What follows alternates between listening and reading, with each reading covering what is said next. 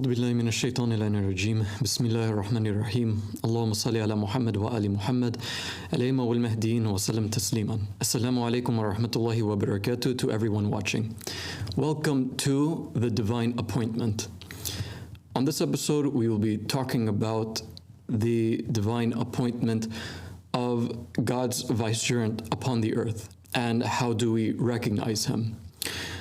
Now, for those who are aware about the da'wah, for those who are looking into it and those who criticize it, they'll always notice that we talk about the law of knowing the hujjah. And we say that this is the criteria that God has established for each prophet and messenger. But I did notice that there are many people out there who would say that the criteria of knowing God's appointment is through the Quran by itself. Which is strange because the people who are saying this, most of the time they don't really have an idea of what they're saying when they say that. As if the divine appointed one has to come out to the people and say everything from the Quran by its apparent interpretation or the interpretation of the scholars, when it is not really the case. So, is the Quran a criteria? Well, what does the Quran itself say? There is a surah in the Quran which literally is named Surah Al-Furqan. It is called the surah, and some people translate it as the decisive authority, and others have translated it as the criteria. So what does the verse say? It says, if we could pull up the slide right now actually, blessed is the one who sent down the decisive authority to his servant, so that he may be a warner to the whole world. So according to this Sahih International Translation, they translate this to be the decisive authority, and the Muslims interpret it as the Quran itself, that the Quran is a decisive authority. So if the Quran is a decisive authority, then let's look into the Quran. What does the Quran have to say? Is it a book that can back up our call? Or is it a book that completely denies our call? Does it support the Mahdi, the Qa'im of the family of Muhammad, Al-Sadiq, from him is peace? Or does it belie him and curse him and call him a liar? The first thing that we have to acknowledge, which I believe many of the Muslims who are learned do acknowledge, and that is that the Sunnah, or the way of God, does not change. The Sunnah, or the way of God, does not change. Let's go into the next slide. In Surah Al-Fatir, what does it say in verse 43? It says, due to the arrogance in the land and plotting of evil, but the evil plot does not encompass except its own people. Then do they wait except the way of the former peoples? But you will never find in the way of Allah or in the Sunnah of Allah any change. And you will never find in the Sunnah or the way of Allah any alteration. So that coming into consideration now, can we apply this to God's vicegerents and appointed figures? Can we now apply this to a prophet or a messenger? Is there a different functionality as to how they were sent and what they are sent with? Let's go over the very first story, the story that began all of this, the story of humanity, which is the appointment of Adam on the earth. What does God say to his angels? We find in Surah Al-Baqarah, verses 30 to 34 for whoever wants to follow us. What does it say? It says, and mention, O Muhammad, when your Lord said to the angels, indeed, I will make upon the earth a successive authority, or a caliph. So that's the first thing that God tells his angels, and I want the viewers to pay attention, pay very close attention to the reaction of the angels with God's command and what God has to say to his close angels. What is his reaction and how is the interaction between them? So I'll repeat it again. Indeed, I will make upon the earth a successive authority. They said, "Will you place upon it one who causes corruption therein and sheds blood, while we exalt you with praise and declare your perfection?" So over here, the angels, they have a problem now. You know, you would think that, because that's what the Muslims propagate, right? That the angels don't have free will, that they don't have a will of their own except for God's will. But we see here that the angels are making a very clear mistake. They are questioning God. They are questioning God's wisdom about who He's going to appoint as a vicegerent on His earth. So, how is God's reaction? Does God even consider what the angels are saying? Does He question his own self? Does He think to Himself, let me hear them out and let me, I don't know, see if they have a better idea? Let's see what God says. God says, He says, "Indeed, I know that which you do not know." So we see here that God is not a God, or the God of the Quran is not a God that negotiates. He's not a God that makes deals. If He wants something, just as the Muslims say, if He wants something, He says to it be, and it is. So the angels, to question God, although they are apparently here in direct communication with Him, even they had an issue with the appointment of Adam on the earth. But God wasn't having it. For God, there is no democracy in His kingdom. There is no opinion in His kingdom. It's either you go with what He's saying or you get out. And now look at what God does with Adam, right? He says to the angels, He says, "Indeed, I know that which you don't know." What does the Quran say after that? It says, "And He taught Adam the names, all of them. Then He showed them to the angels and said, 'Inform me of the names of these, if you are truthful.'" So God over here is challenging the angels on their capacity of knowing and knowledge. First, He teaches Adam the names, but then He goes to the angel and questions them first. "Tell me the names of these." So what do they say as a response? They say, "Exalted are you. We have no knowledge except what you have taught us. Indeed, it is you who is a knowing, the wise." So, let's put that into layman's terms. The angels are basically saying, God, we don't know. We don't know the names that you're asking us to name. You taught us so much, but in this field that you're talking about, we have no clue. That's interesting. So the reader must think to himself, why did He take Adam and teach Adam the names in private, but didn't teach the angels directly? What's the issue here? Is there an issue, or is God trying to make a point now? Moving on. God says what? He says, now He's referring to Adam. He speaks to Adam. He says, "O Adam, inform them of their names." So God is using Adam to now teach the angels that which they had no knowledge about. So the angels are aware, okay, we have names. The congregation of the angels have names, but we just don't know what their names are. And they're aware of that. But God sent to them a caliph who He appointed and pointed out that he knows what He's talking about. He has knowledge, and I taught him your names. You didn't know before, but I'm teaching you now through Adam. And then it continues and says, "And when He had informed them of their names, He said," meaning God. What does God say? He says, "Did I not tell you that I know the unseen aspects of the heavens and the earth? And I know what you reveal and what you have concealed?" So now He brings it up as a point to the angels, that I know what I'm talking about. I gave him knowledge. He showed His knowledge to you after I had appointed him. So what's the next step after that? So God's authority is there. God already declared that I am the one who appoints the successor. God is there saying that my will is to appoint this as a caliph upon the earth. And you guys don't know, And because you don't know, I'm going to send for you someone who does know. So those are the three main points, that it's God's supremacy here. God is the one who appoints. God is the one who wills and points out his successor. And God is the one who gives him knowledge which the other creation do not know and are not aware of.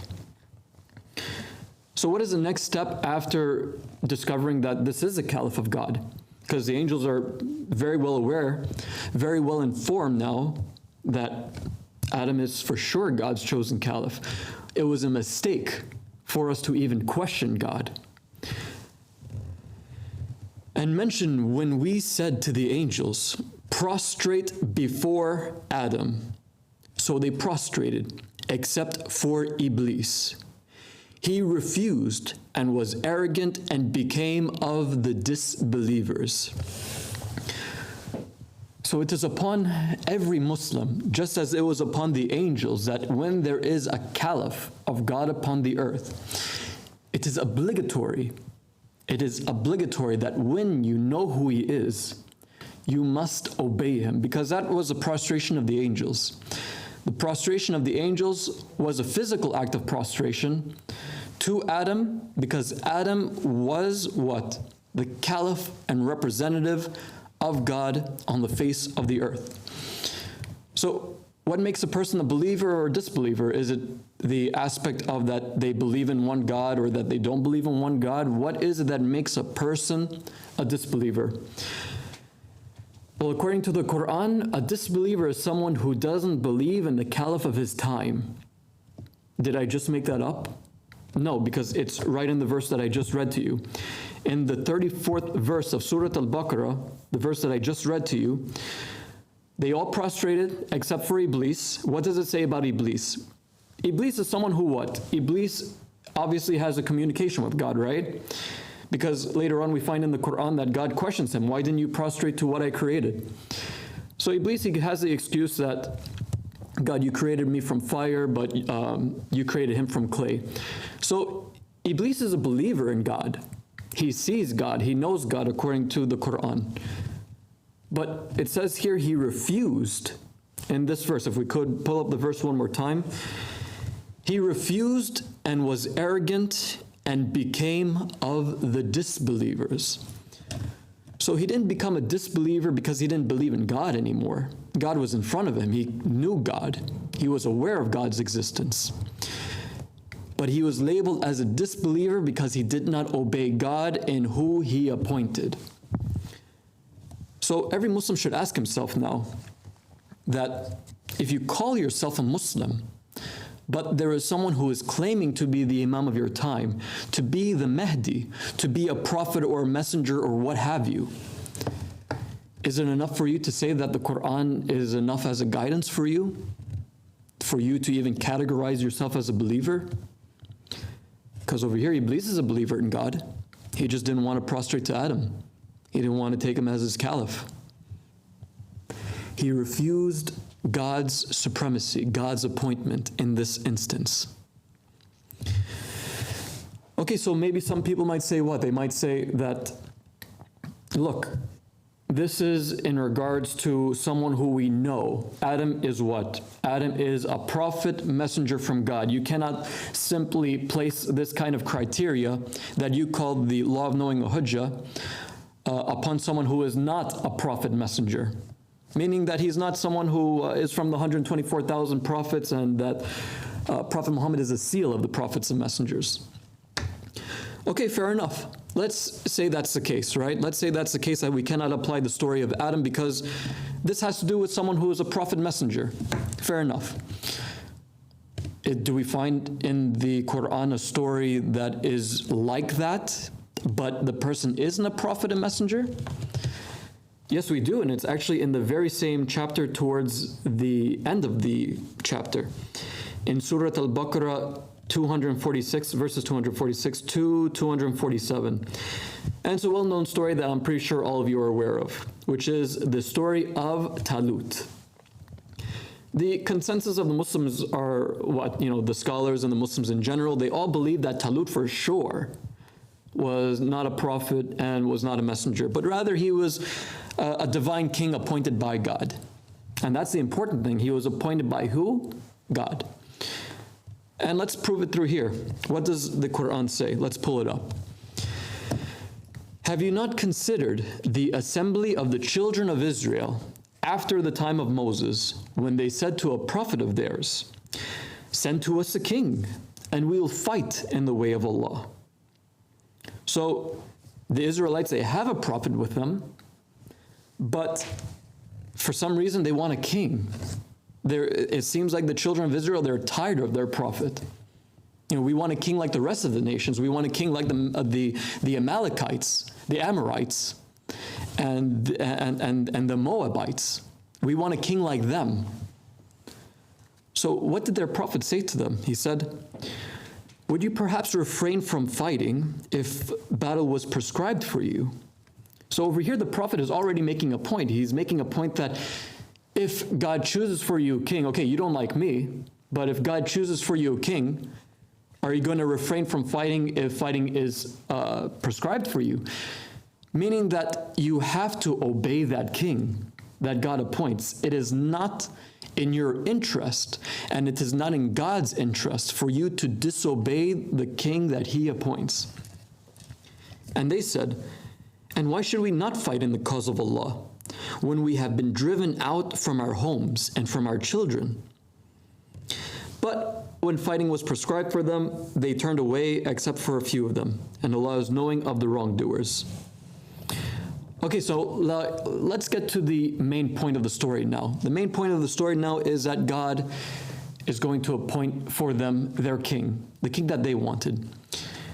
And by the way, if anybody is interested to find the parallel story with this, you can also look at the Bible and the appointment of Saul, and it's pretty much the same case. A prophet named Samuel is appointing Saul as the king for the children of Israel. But today we're just looking at the Quran because this is something that the Muslims accept, although the stories also go with the Bible. Most Muslims don't accept the Bible, but that's something we'll get into another day. So what does it say? And their prophet said to them, indeed, Allah has sent to you Saul as a king, or Talut as a king. So over here, we see a comparison between the angels and the children of Israel. The children of Israel, they are being told that there's an appointment, that God has chosen for you Saul as a king. And God with the angels is saying, I'm going to place a vicegerent upon the earth. The angels in response question God. So what is the example of the children of Israel? What do they do? It says here that they said, how can he have kingship over us while we are more worthy of kingship than him? And he has not been given any measure of wealth. Isn't that pretty much the same as what the angels said when they said to their God? They said what? They said, will you place someone upon the earth who is going to cause corruption therein and shed blood? So in both cases, they're questioning God. But okay, maybe the Muslims, maybe they say, no, this is different now. This is a different story. But then what is the response of their prophet? What does their prophet say to his people, the children of Israel, about the appointment of Saul? Does he allow that they choose someone else now?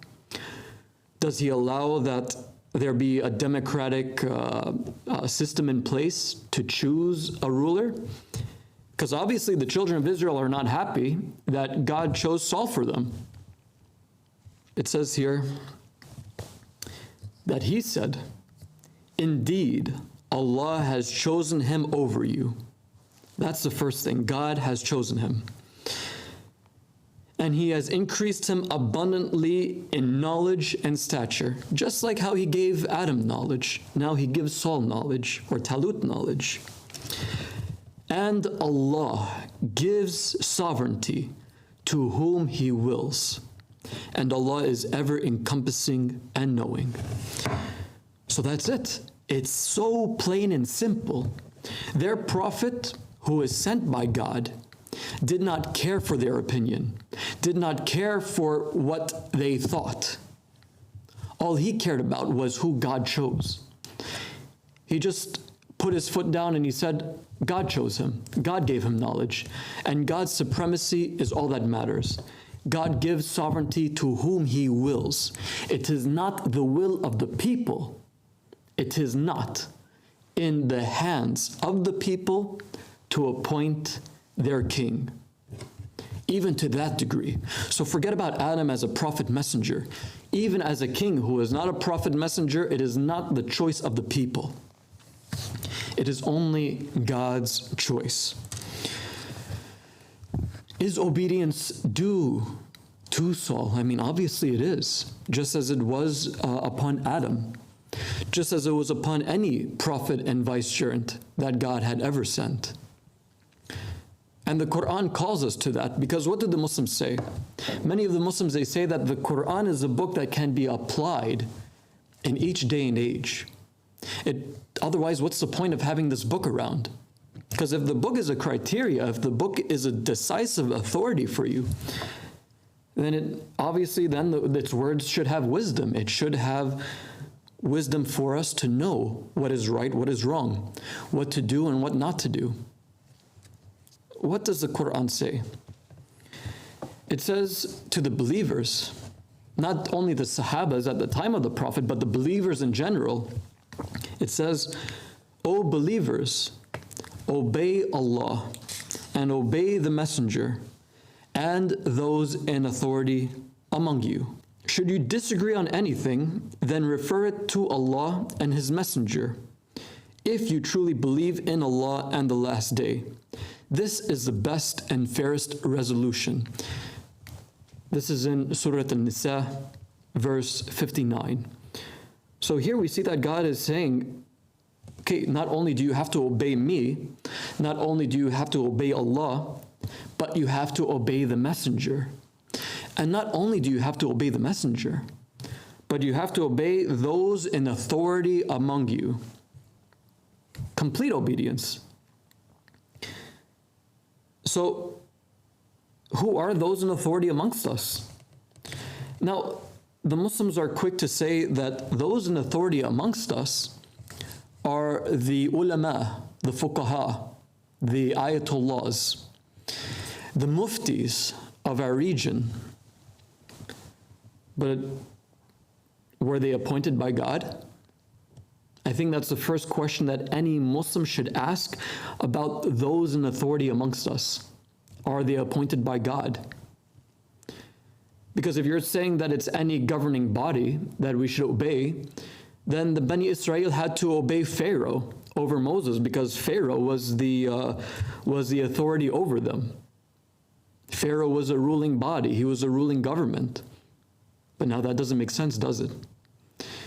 Otherwise, Muhammad should have laid down his call and let Quraysh rule over Mecca, because obedience is due to them, right? Or the leaders of Medina when he came to Medina. But that doesn't make sense now, does it? Because nobody should be obeyed except for God and whatever God says, right? So it's only fair to say then that those in authority amongst you has to be chosen by God, has to be chosen through His vicegerent, through the messenger of that time. Should you disagree on anything, then refer to Allah and His Messenger. So, okay, the Muslim world, they are already in differences as to those in authority amongst you. So let's refer it back to Allah and His Messenger. So Allah already made clear for us in the Quran that He is the one who appoints. I mean, we just went over that. But what does the Messenger have to say? Because now it goes into that whole Sunni Shia narrative, which I don't really want to get into, and that's something I think for another time. But what does the Messenger of Allah have to say about those in authority amongst us? Who would they be? Well, if we go to Sahih Bukhari, which the Muslims take as an authentic piece of literature, with narrations from Muhammad sallallahu alayhi wa alihi, we find a narration from Abu Hurairah, which states that Allah's Messenger said, "Whoever obeys me, obeys Allah." Okay, that makes sense, right? Because the Quran says what? Obey Allah and obey His Messenger. So obviously obeying the Messenger would mean obeying Allah. And that's a good deed, obviously. Otherwise, if you disobey the messenger, then that's pretty much disbelief, isn't it? And whoever disobeys me disobeys Allah. And whoever obeys, now check this out, this is the most important line. And whoever obeys the ruler I appoint, obeys me. And whoever disobeys him, disobeys me. So Muhammad sallallahu alayhi wa alayhi is clearly stating here that nobody, absolutely nobody, can be a ruler over the Muslim community unless the Prophet sallallahu alayhi wa alayhi appoints him. If the Prophet sallallahu alayhi wa alayhi did not appoint someone, you cannot follow that person. Otherwise, perhaps their disobedience, perhaps their obedience is the obedience of Iblis. Perhaps obedience to them is disobedience to God, no matter how nice it may seem, no matter how sugar-coated it may look. But okay, what if a Sahaba came and asked to be a ruler, to ask to be governor over a certain region? Because maybe a person believes in himself that he can be ruler. Maybe a person thinks to himself that, you know, the people, they like me. The people, they think that I'm a really nice guy and I'm a pretty responsible person. Is it just to put that person in a governing body, to be an authority amongst the Muslims? I mean, that would not only go against the saying of the Prophet here, but it would also go against the Quran. But let's see a situation that happened with the Prophet when someone came to him asking to be a ruler. In Sahih Bukhari, again, we have a narration from Abu Musa. Abu Musa says what? He says, 2 men from my tribe and I entered upon the Prophet. One of the 2 men said to the Prophet, O Allah's Messenger, appoint me as a governor. And so did the second. So we have 2 people here asking for what?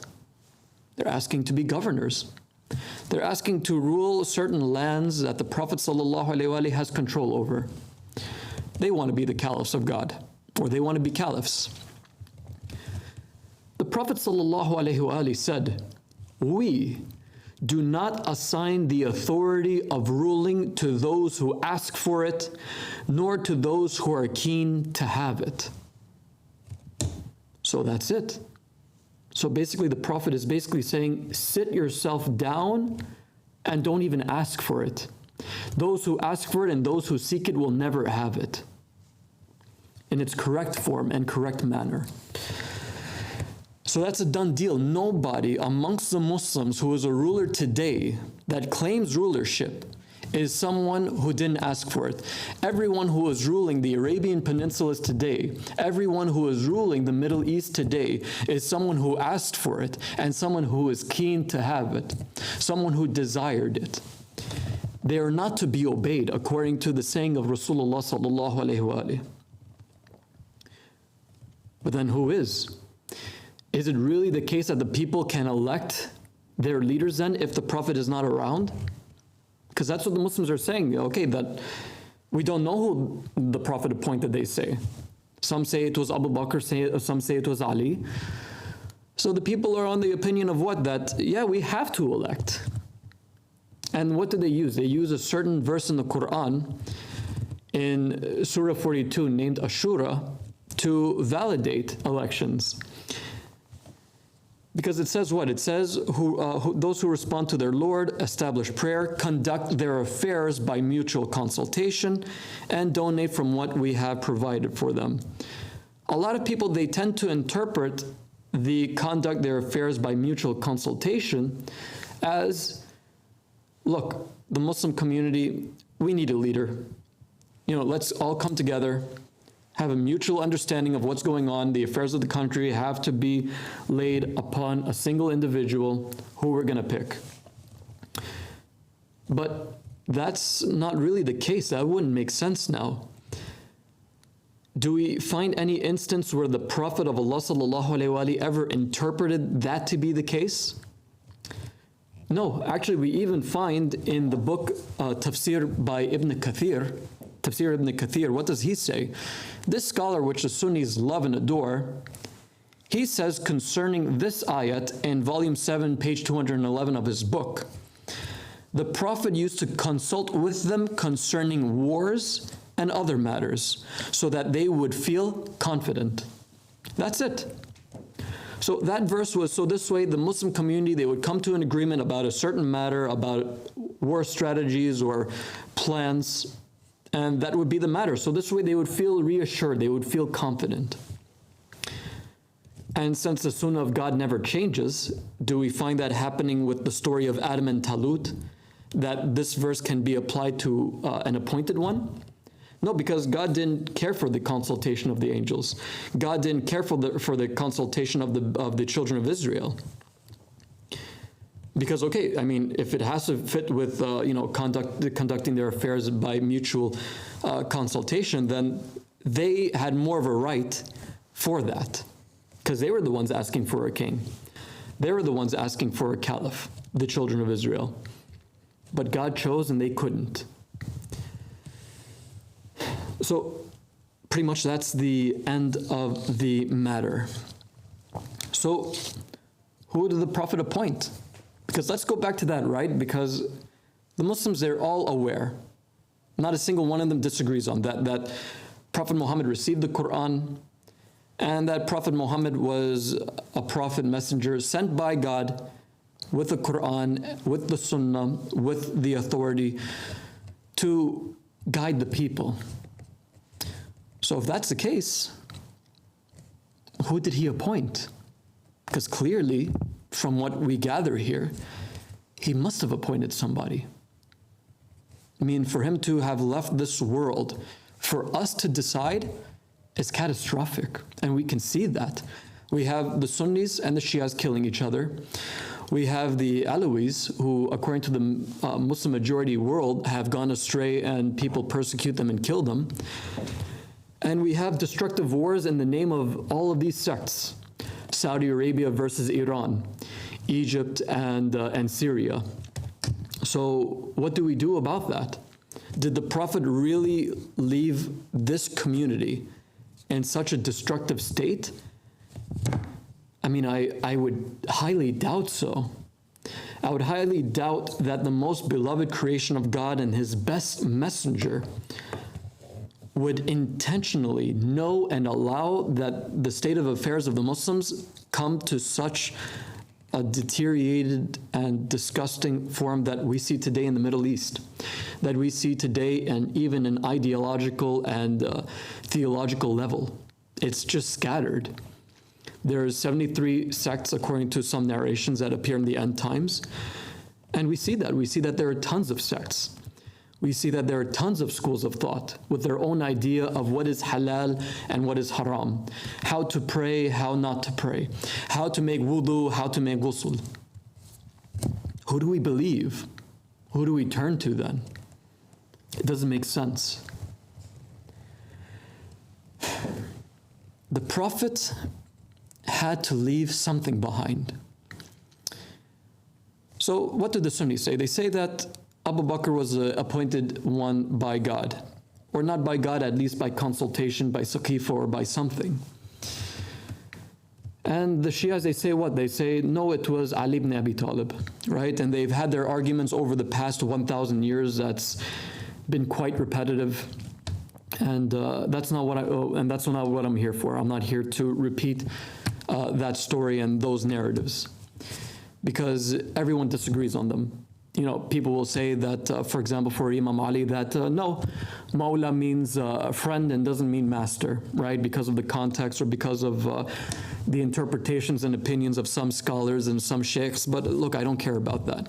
You know, I could really care less about what a bunch of people I've never met before and I don't even know their credibility have to say about anything, honestly. Because as long as they're not appointed by God, quite frankly, I don't care. I will take my religion from God, and I will take my religion from the one who God appointed. And we all agree that Muhammad sallallahu alaihi wasallam was the one that God appointed for us. What does the Quran say? Our Prophet who brought down this beautiful book said what? That it is prescribed upon you that when death approaches any of you, if you leave something of value, a will should be made in favor of parents and immediate family with fairness. This is an obligation of those who are mindful of Allah. Beautiful. Surah Al-Baqarah, ayat 180. So we see here that it is obligatory upon the Muslims to leave behind a will. For those who had studied the biography of Muhammad sallallahu alaihi wasallam, we find that Muhammad is a very practical human being. He is not a hypocrite. Everything that God has prescribed upon the Muslims, he prescribed it upon his own self. When God said alcohol was haram, he didn't drink. When God said you have to give zakat and you have to pray, he gave zakat and he prayed. When God said you have to do hajj, he did the hajj. So, okay, we have a prophet who is a working prophet. We have a prophet who practices what he preaches. Did the prophet write a will now? Can we say that he didn't write a will? Because I mean, it says here prescribed for you that when you're about to die, you have to write a will. So what's up? What's going on? The Muslims, they don't talk about this. They don't even bring up the possibility that the Prophet even wrote a will. And that's sad. You know, there's actually a whole chapter even in Sahih Bukhari dedicated to writing a will. And it is literally called Wills and Testaments, or Wasiyah, in Bukhari. And let's go over this narration. It's a very fascinating narration. I love it so much. It was narrated by Ibn Umar, Abdullah ibn Umar. He said that Allah's Messenger sallallahu alaihi wasallam said, "It is not permissible, it is absolutely haram for any Muslim who has something to will to stay for 2 nights without having his last will and testament written and kept ready with him." So the Quran says it, the Hadith say it. It is obligatory, it is even haram for you to not write a will. It is obligatory for you to write it. So, I mean, for me, with a person who can put 1 and 1 together and see that it comes out to 2, I can easily see that I have a prophet here who practices what he preaches, and I see that he's preaching to the people that you have to write a will.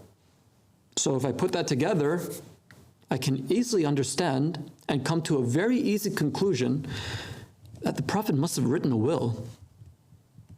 I mean, that's not something we're making up. That's something that is a fact. That's something that anybody with the ability to read and hear and understand can see. Did the prophet ever make an attempt to write a will? Of course he did. And it's something frequently narrated in all of the books, whether it's in the Sunni school of thought or the Shia school of thought. And the event is called the Hadith of the Pen and Paper. And others, they call it the Calamity of Thursday. An event that a lot of Muslims tend to read about. They say, oh yeah, that's pretty sad, and then they just brush it over and move on to something else. But no one wonders, what did the Prophet want to do on that day? What happened that day? And no one even thinks to themselves that, isn't that odd that such an event took place? And maybe some of you who aren't aware of it are asking, what are you talking about? What took place? Can you read it? Sure, let's go over it. We find in Bukhari by Ibn Abbas, he says that when Rasulullah sallallahu alaihi wasallam was on his deathbed, and in the house there were some people, amongst them was Umar ibn Khattab. The Prophet said, "Come, let me write for you a statement after which you will never go astray." So, whoa, we see here that the Prophet is saying that he wants to write for us something, and that if we allow him to write it, or if we write it for him, we'll never go astray. Wow.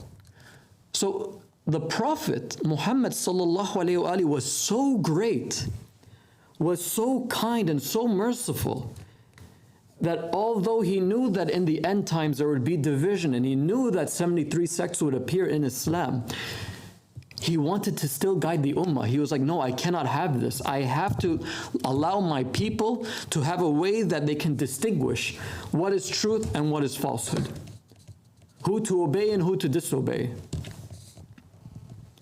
Let me write for you a statement after which you will never go astray. That's love. That is mercy. Not just some book that anybody can interpret. And yes, I'm talking about the Quran, because anybody can take that book and interpret it. The Sunnis and Shias have been killing each other over the interpretation of the Quran for 1,000 years. Even the Quranists do it. They even disagree upon the interpretations of the Quran, if they just take the book by itself. But we see that the Prophet is saying here, this statement, I guarantee you, you'll never go astray. But then the response of the people with him is something that you would think to yourself like, what? What are you talking about? Just please imagine, just put yourself in that situation, just put yourself in the time of the Prophet. You see that your beloved Prophet, your Nabi, your Rasul, is in his deathbed. And he's gathering you and he says, guys, I want to write for you a statement. You'll never go astray. You'll never be misguided. Preserve it. I guarantee you'll be okay. One of the companions, Omar, he says what?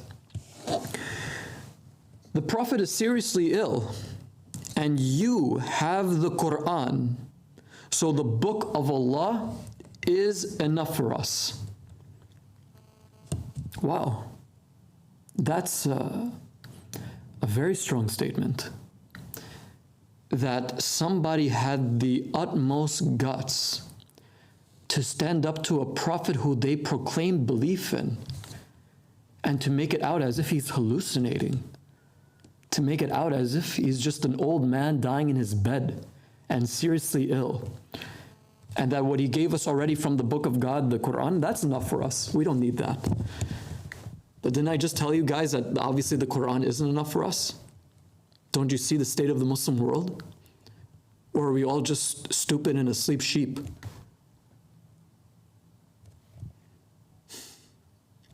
So what was the response of the Prophet? What was the response of the people?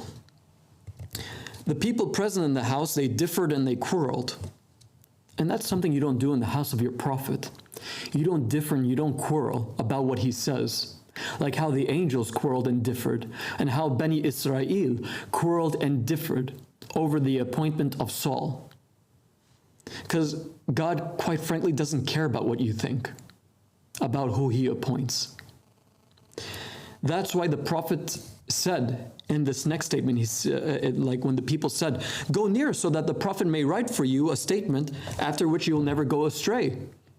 And others, they said what Umar said, which is, no, leave him alone. He's sick. He's delirious. He doesn't know what he's talking about. When they caused a hue and cry before the Prophet, Allah's Messenger, sallallahu alaihi wasallam, he said, go away. Go away. Wow. Is that how the Ummah dealt with their Prophet in his last dying days? That they pushed him to the point where he had to tell them to get lost, get out of my house?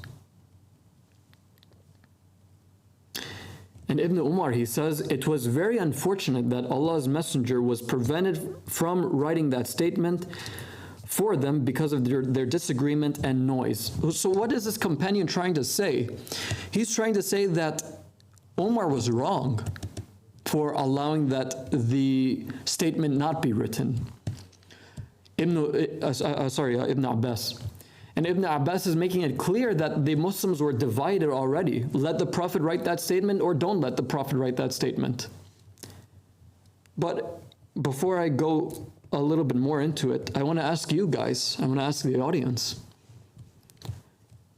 what would you do if you were there?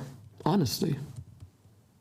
You know, forget about if somebody is a high prestige companion, forget about if you love somebody and they're great and they're high in your eyes. I mean, forget about all that. Let's look at the Prophet himself. That should be our main priority. Would you allow that kind of disrespect to happen? Wouldn't you have been curious as to know what the Prophet was trying to deliver? Or would you also think like how Umar thought, which is that, look, the Prophet is just hallucinating?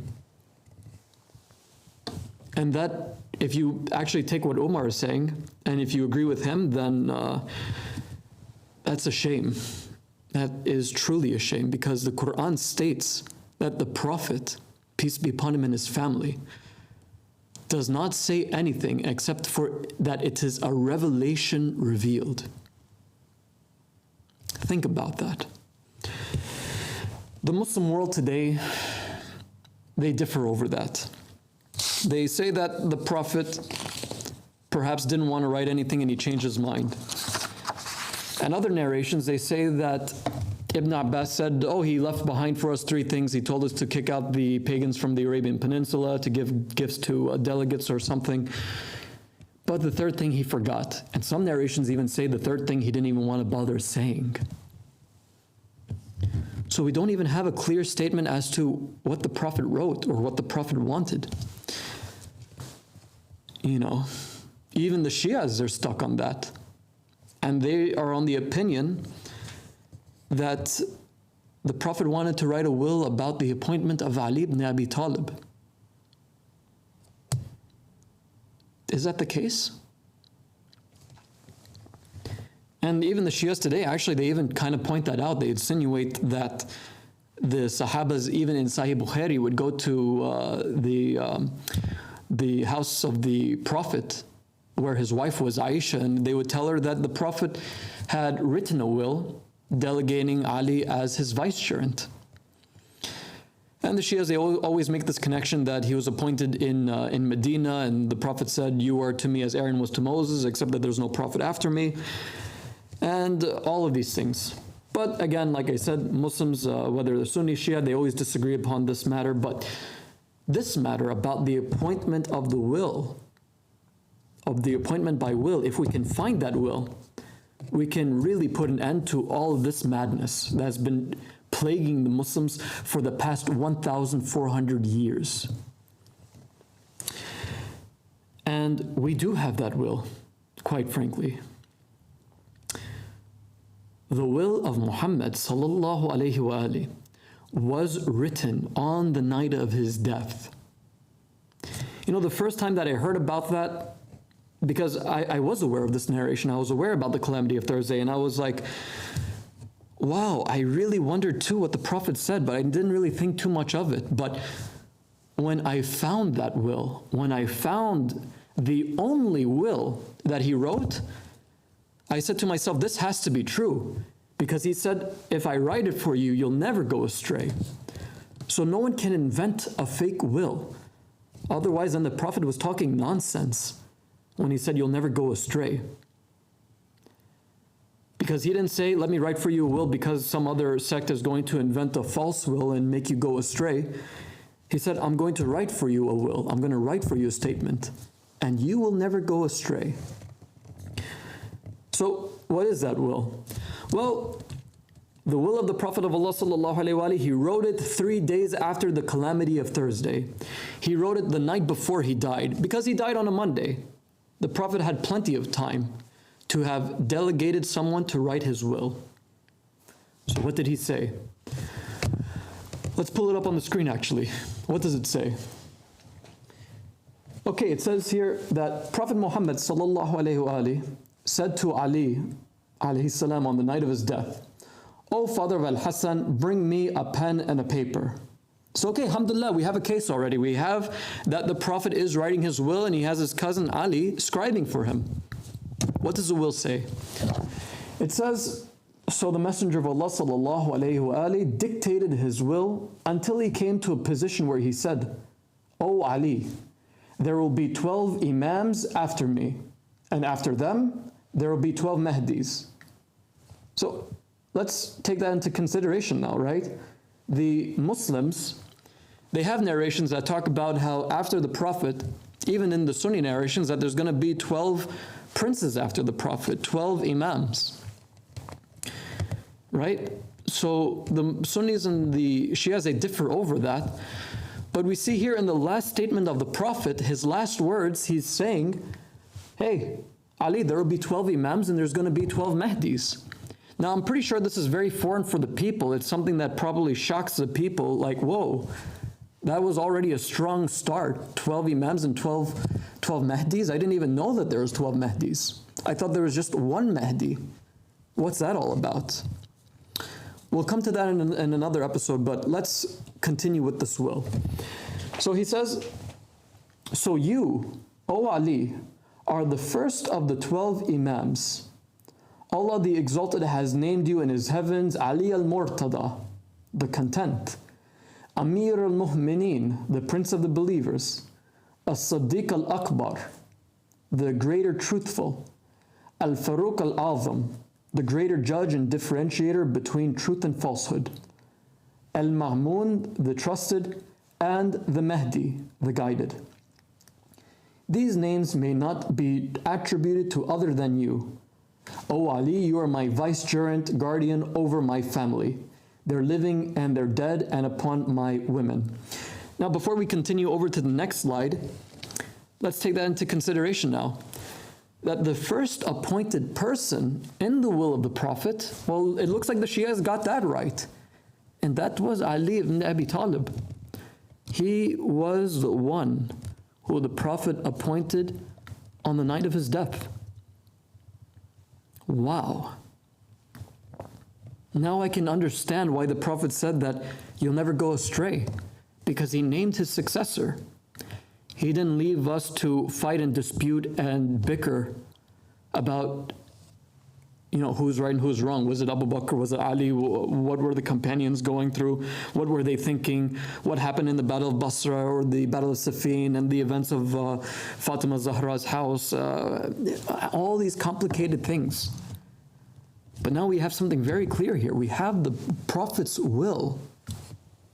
Let's move on. So whomever you kept, she shall find me tomorrow, and whomever you divorced, I am innocent of her. I will not see her, and she will not see me on the day of resurrection. And you are my successor, Khalifa, over my nation after me. So okay, it's a done deal. You are the successor after me.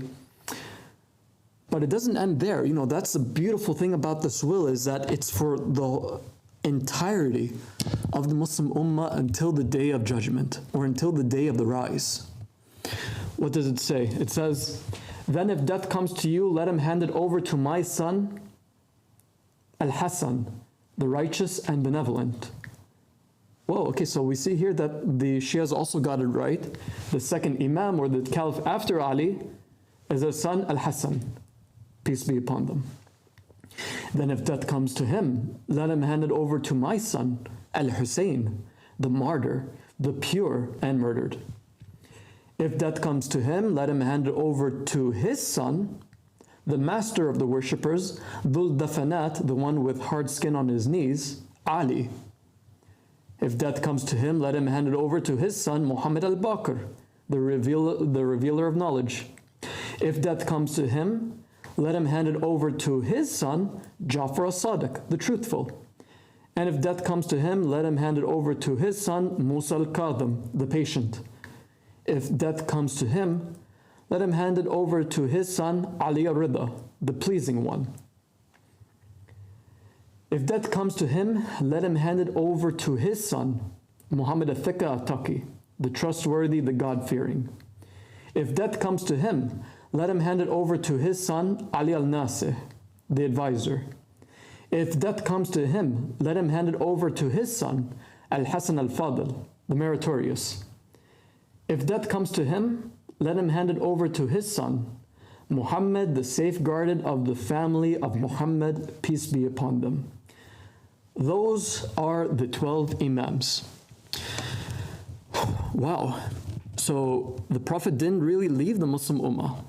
He literally named each and every one of the 12 Imams, which the Shias actually held on to. Wow. So the Shias pretty much, they got it right, it seems, for the most part, when it comes to the successors of the Prophet, from the first Imam being Ali, alayhi salam, to Imam al-Mahdi, Muhammad ibn al-Hasan al-Askari, alayhi salam. But those are the 12 Imams. But we remember that the will also mentioned that there are 12 Mahdis. So let's look at that. It says here, then there will be 12 Mahdis after him. So if death comes to him, let him hand it over to his son, the first of the close ones. He has 3 names, one like mine and my father's, and it is Abdullah, the servant of God, Ahmad, the praised, and the third name is Al-Mahdi, and he is the first of the believers. And the reference is over here on the screen, Ghaibat al-Tusi, volume 1, page 174, and Bihar al-Anwar on volume 53, page 148. Wow. So Imam al-Mahdi has a successor.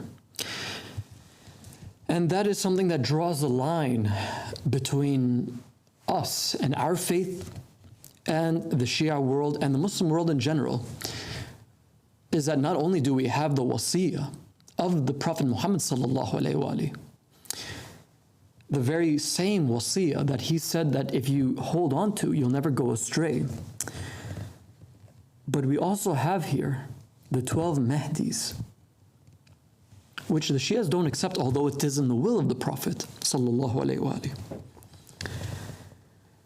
So today, how do we know who the vicegerent of God is? How do we not become astray?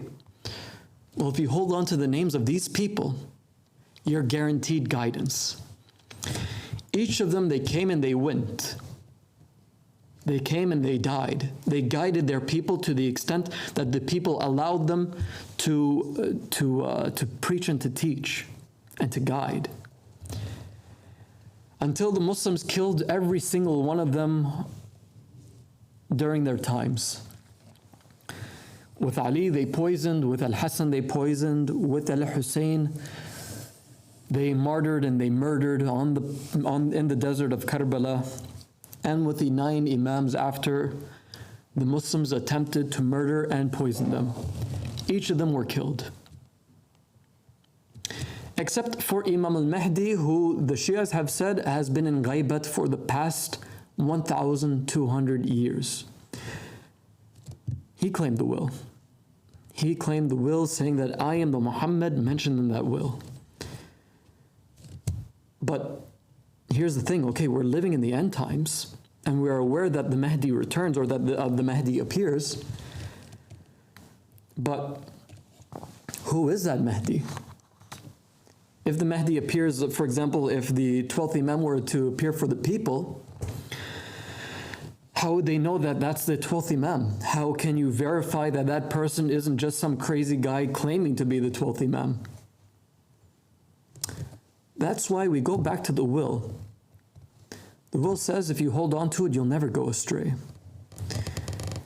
And it's not foreign for more than one Imam to be amongst the people, because, for example, Ali ibn Abi Talib and his sons Al-Hassan and Al-Hussein, they were alive at the same time. The people who knew about the will, they knew that, okay, Ali is amongst us, he's alive, he's with us.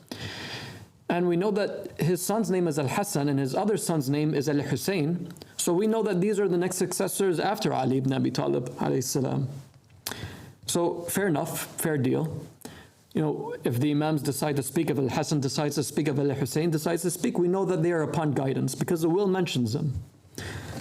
So it says in the will that there is someone after the 12th Imam, and that if death comes to him, he hands it over to his son, who has 3 names, Abdullah, Ahmad, and Al-Mahdi. So there has to be someone who is alive that is the son of Imam al-Mahdi, that is sent to the people, who for sure has to be a Mahdi. Which would then make sense with the Muslim narrative that the Mahdi doesn't know who he is in the start, and that the Mahdi, he appears to the people, God rectifies him in a single night, and he guides the ummah to a matter that was lost.